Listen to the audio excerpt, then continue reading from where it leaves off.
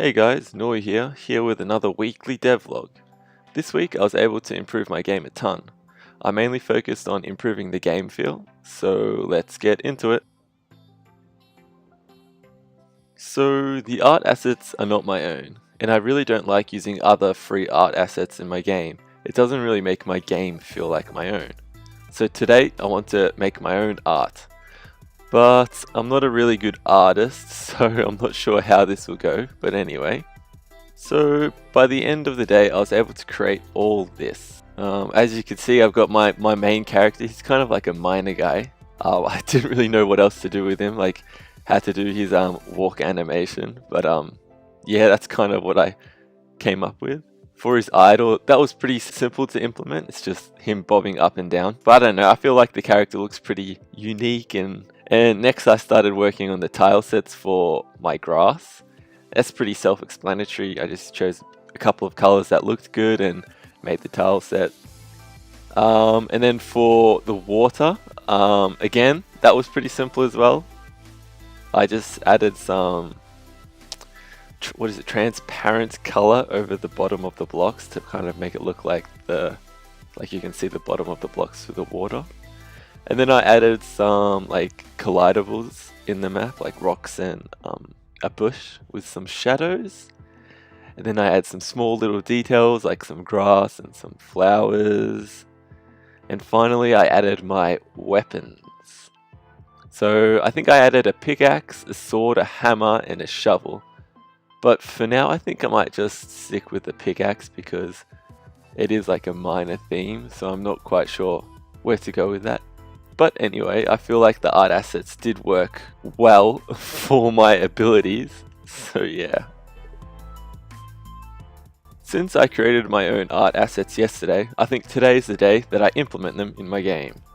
The implementation went rather smoothly. I only had one issue with my tile map kind of having black lines across them randomly, but thankfully I was able to solve this by applying a material that has pixel snap checked to each of my tiles. I also improved upon my heart system. Now the player can get hit for half a heart of damage, and I also added a screen shake and color change to the player whenever they're hit. I did this to improve the overall feeling of actually getting hit. And for the rest of the day, I basically just spent it bug fixing the combat and tweaking the settings to kind of improve the combat feel. And since I started using my own assets and implemented a screen shake, the game is starting to feel more and more like an actual game, which is good.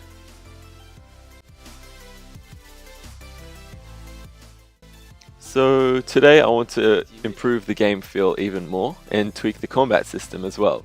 I wasn't really impressed with how much the screen shook when the player got hit, and the skeletons themselves at the moment don't really seem threatening. So let's get optimizing.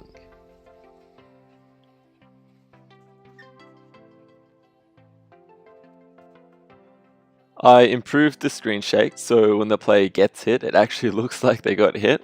And I added some more stats to my character, notably the dodge stat. So now the character has an actual dodge chance to avoid all damage from an attack. Next, I started to work on making the mobs feel more threatening. I increased the skeleton's movement speed to make them feel like they're actually sprinting towards you threateningly. And I also increased the attack speed so that if you actually stay in close combat range with them, you will take like a ton of damage. I also optimized their attack state. So now if their attacks swing past a certain duration of their attack speed, they have to complete their attack before they begin to follow the player again. I did this because there was a bug that caused the mob to actually cancel their attack and just follow the player whenever the player moved, which meant if you kept moving around the mob, they'd never actually attack you. But again, this was a pretty easy fix. But now the mobs seem way too difficult to actually kill, and we need a way of kind of like dazing them or, adding a knockback to them when they take damage. And the player also needs to receive some kind of knockback when they get hit. So let's implement that.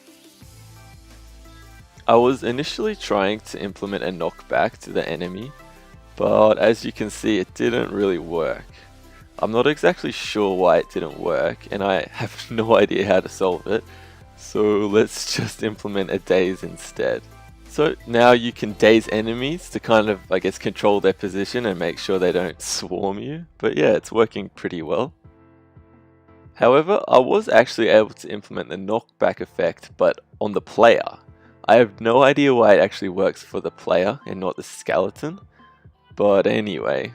This knockback, along with the screen shake and the color change when the player gets hit, really improves like the feeling that the player's getting hit. And overall, I felt like it was a pretty productive day today. We got a lot done. It's Sunday, my dudes. Time to yet again improve the game feel.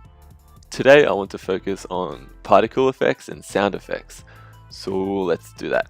First off, I wanted to make a particle effect for when the player hit an enemy and when the enemy died, because right now, when the enemy dies, they just suddenly disappear. Sure, like dazing the enemy and the color flashing does tell the player that they actually hit them, but I think a particle effect would really improve the visual.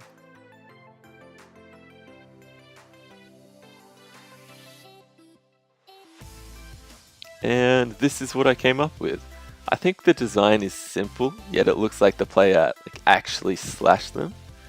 And I'm not a good artist, so this was the best that I could come up with my imagination and skill level. And for the death particle, we have a white circle. The reason behind this is because I just needed a circle sprite for my death particle effect. And now it's time to add them into our game. So it didn't take too long to implement them, and I really like how they work and make the game feel. But something still seems a bit off about the game feel. I think it's time to add some sound effects.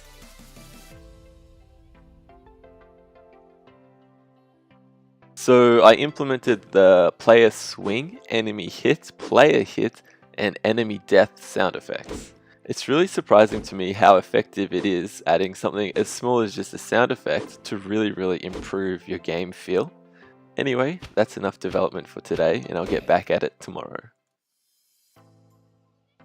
So Monday, what more can I do to make the game feel more alive? Well, I added an actual dodge ability, walking particle effects, and a ranged enemy. But first, let's get work on implementing the dodge ability.